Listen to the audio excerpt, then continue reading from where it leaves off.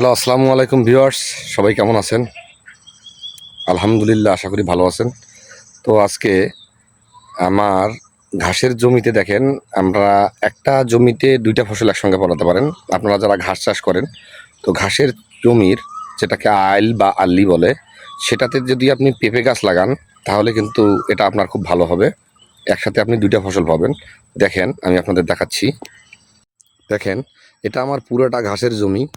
তো এই ঘাসের জমি একদিক থেকে কাটা শুরু করছি, আবার দেখেন এখানে এত বড় বড় হয়ে গেছে, আবার এদিকে কাটা শুরু করছে, ও মাথা চলে গেছে, আবার দেখেন কত বড় বড় আছে। আর এখানে যেটা মূলত যেটা দেখানোর জন্য, সেটা হচ্ছে এই যে দেখতে পাচ্ছেন এই যে পেঁপে গাছগুলা, এই দেখেন এখানে পেঁপে গাছগুলা আমি ফাঁকে ফাঁকে লাগাইছিলাম।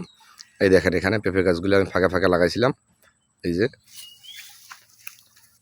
আবার আরও দূরে আমি জুম করে দেখাচ্ছি, এই যে এই দেখেন, এলে সবগুলো পেঁপে গাছ লাগাইছি। তো আপনারা দেখেন, এই পেঁপে গাছ আপনারা হচ্ছে একসঙ্গে দুইটা ফসল পাইলেন। এখানে আপনার ঘাসও বড় হতে থাকলো, পেঁপে গাছও বড় হতে থাকলো। ইনশাল্লাহ আপনাদের পেঁপে ভালো হবে। আমার এটা কেমন হয়েছে আপনারা দয়া করে কমেন্টে জানাবেন এবং আমার পাশে থাকবেন, আমাকে সাপোর্ট করবেন। ধন্যবাদ সবাইকে।